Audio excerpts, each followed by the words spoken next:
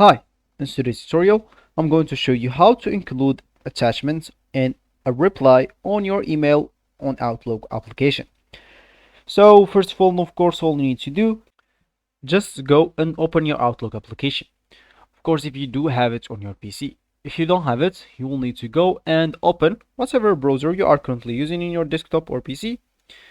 Then, just once you open it, just go to the URL section and type download Outlook, hit the enter button, go to the first link and start downloading it.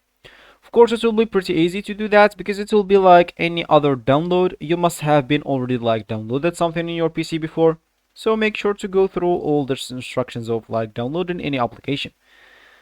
So once you download it in your PC, you'll need to install it and then open it. Once you open the application, they will ask you to log in into your account.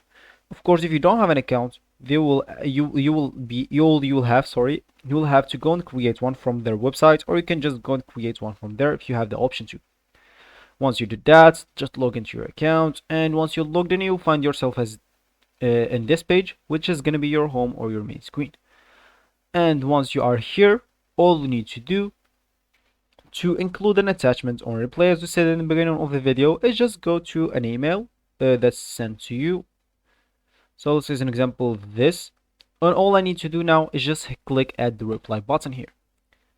As you can, do you want to don't no, I don't want to do that. So of course, now if I want to reply, I'll need just to go here and start applying however I want.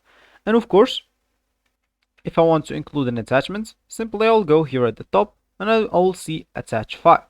Click on that and attach whatever file you want from here, recent items. Of course, if you didn't find this here, you can just go and browse in this PC, or you can even browse the web locations. So of course, choose whatever file you want and you will be good to go once you hit the open button. So this will be actually for this tutorial. I hope you like it. Thank you guys for watching and goodbye.